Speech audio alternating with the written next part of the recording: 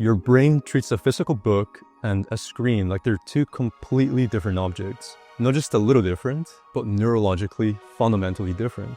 Even though they may have the exact same words, information, and technically the same meaning, your brain works in a completely different way. And the scary part is that you can't feel it happening. When using digital, you may think you can read more, faster, and understand just as much, but you can't. So let me show you what happens when you replace paper with pixels.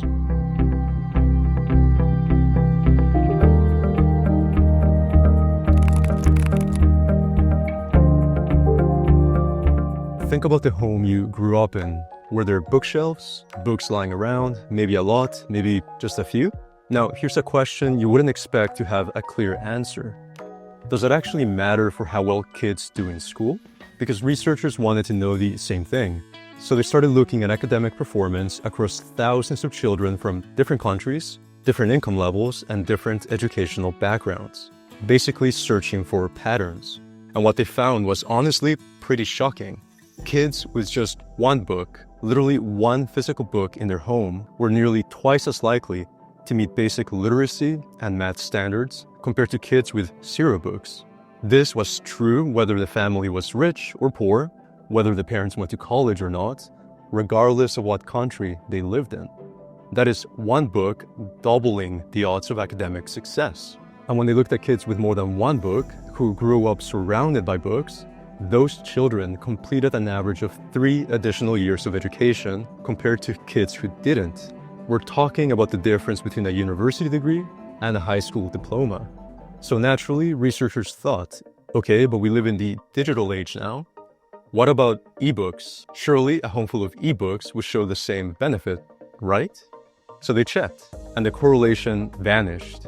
Homes with ebooks showed no positive relationship to academic achievement or socioeconomic status.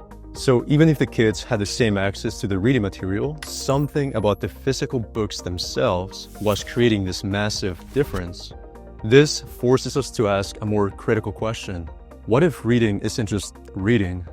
Does how we read matter as much as what we read?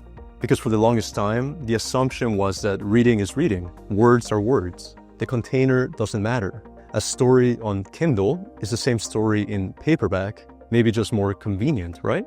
But that assumption is entirely wrong. The data present a very different picture.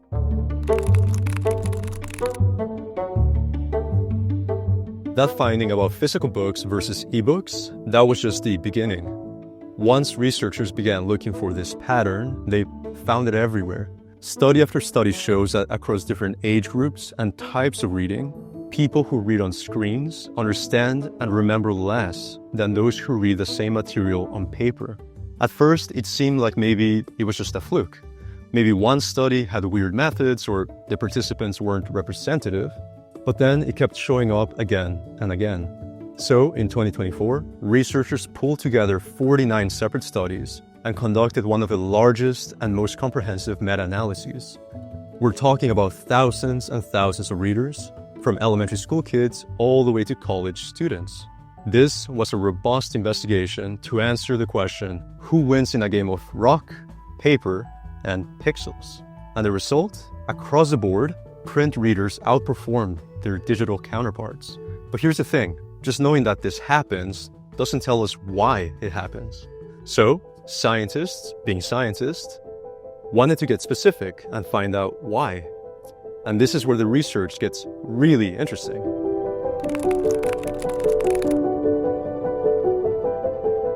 Researchers took 50 university students and equipped them with eye tracking devices.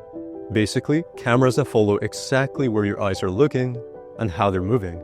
Then, they had half the students read a science article on paper and the other half read the exact same article on tablets. Now, both students spent the same amount of time reading. This is important. It's not that one group rushed or gave up early. They all put in the same amount of time. But of course, the question here was, were their eyes doing the same thing? Not even close. Think of reading from paper like exploring a landscape. You're a hiker who climbs up a mountain to get a view of the whole terrain. Then you come back down and explore interesting trails, maybe looping back to check out something you passed. You're building a mental map. You know where you are, where you've been, and where you're going. This is exactly what print readers did. They'd first skim to get the lay of the land, then circle back to reread important or tricky sections.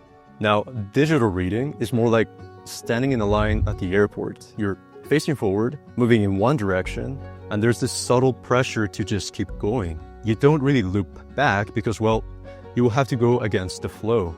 So in the study, digital readers move through the text linearly in one direction, rarely returning, even when the material got more difficult. And the eye tracking data just makes sense. A physical book has what you might call dimensionality, which allows you to engage in so-called embodied reading.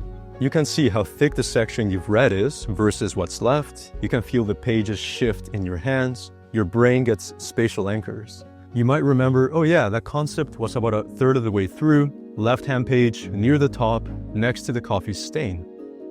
On the screen, everything exists in this infinite, undifferentiated scroll. You can't see where you are, you can't feel your progress. Every moment looks basically the same as every other moment. There's no embodied anchoring, and your eyes respond to that. Without those spatial landmarks, you're less likely to go back and review because you don't really have a clear sense of where back even is. And the thing is, there are real consequences to this. In the same study, after reading the article, both groups were tested on comprehension. Again, they spent equal time on the same material, but one group read the traditional way on paper, and the other group had a screen. And the outcome was clear.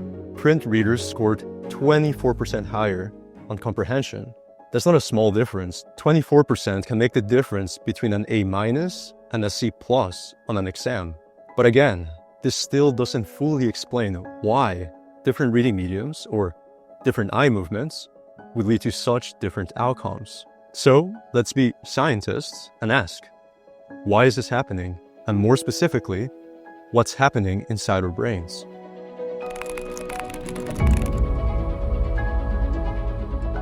The good news is we don't have to guess or hypothesize. We have the data to understand what's going on. When researchers use EEG machines, basically electrode caps that measure your brain's electrical activity, they can see that your brain operates differently depending on what you're reading from. When you read on paper, your brain lights up with what are called beta and gamma frequency waves. These are the patterns you see when someone is deeply focused, actively problem solving, and just really locked in. Now, when you read from a screen, your brain shifts to theta and alpha waves. And these are very different. These are the patterns associated with a lighter mental state, more mind-wandering and less focus. It's almost like your brain is idling. Other imaging studies show similar findings. When people learn from paper, their prefrontal cortex, which is responsible for decision-making and executive function, shows reduced activity during information processing. This suggests that paper-based reading allows the brain to process and absorb information more efficiently. And as a consequence, here's something that might surprise you. Print readers actually read faster than digital readers by about 10 to 30%, depending on the study. And you might think, well, maybe they're just skimming through. But the comprehension data shows the opposite. They're not rushing or taking shortcuts. They're processing more efficiently. So your brain is not only comfortable, but also optimized for paper in a way it's not yet optimized for pixels. So why is your brain doing this? Why would the exact same words create different neural patterns? Well, researchers point to three interconnected explanations. First, there's the concept of cognitive load. Your brain's working memory is like the RAM on your computer. You've only got so much.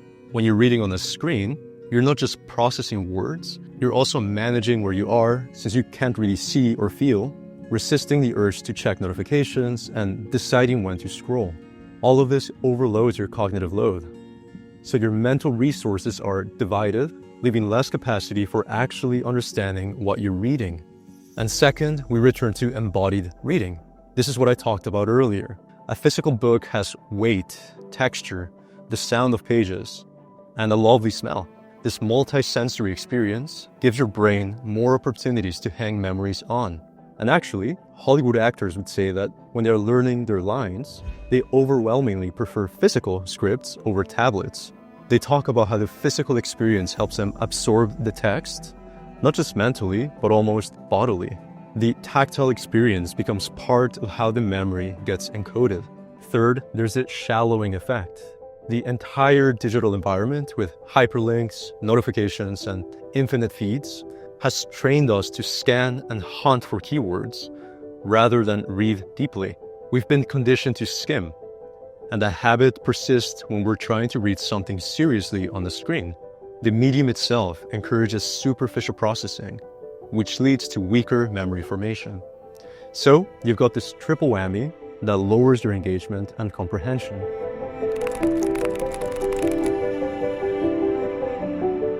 All of these effects are concerning for adults, but for children, the implications are much more serious. Researchers at Johns Hopkins use MRI scans to study kids ages 8 to 12, looking at the connectivity in the brain regions involving language processing and cognitive control. They found that children who spent more time reading on books had stronger connections between these crucial brain regions. Conversely, children who spent more time on screens showed fewer connections in those exact same areas. These are not merely temporary effects. They represent fundamental differences in the way a child's brain develops. And it starts remarkably early. In one study, scientists compared two groups of 5-year-old preschoolers during story time. One group experienced traditional interactive story time. They sat with an adult who read from physical books, responded to the children, and encouraged participation. Now, the other group simply watched a video of the same stories being read by the adult on a screen, with no live interaction, social cues, or engagement. After just 6 weeks, the screen group performed significantly worse on attention tests and showed brain patterns similar to those of children with ADHD. Think about that. These children had the same stories told to them by the same adult for the same amount of time. The only difference was the medium, and it was enough to create attention deficits in developing brains.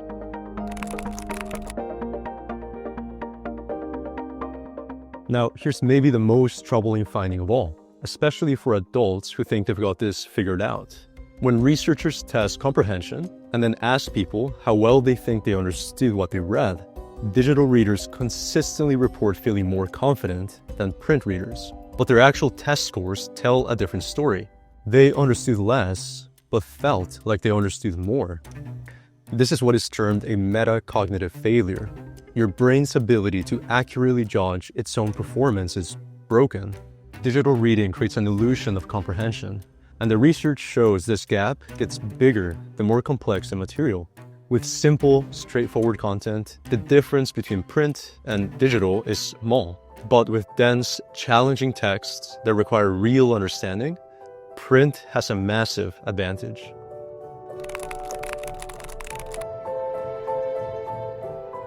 Now, here's the thing. None of this means that screens are evil or that we should throw away the devices. For quick information gathering, for reference material, for skimming news, I think screens are genuinely helpful. But we cannot ditch the books. When you really need to learn something specific, when you need it to stick, when it's complex, when it matters, reach for paper. And if you have kids, well, this matters even more. Physical books aren't just nostalgic or quaint. Keep one or a few around the house. They're priceless tools that build better brains, better attention, and deeper understanding. The key is just being deliberate about which tool you use for which task. Technology is cool, but books are historical and cultural gifts. Your brain loves paper. Use that to your advantage. If this changed how you think about reading, subscribe. We're exploring more neuroscience that actually changes how you live your daily life. We also have a video about why you should stick to handwriting, so check that out. And drop a comment. Are you team print, team digital, or somewhere in between? I was a Kindle fan for a long time, and I still carry it with me. But personally, I now buy most of my books physically. They are heavy, but as we've learned, they are worth it.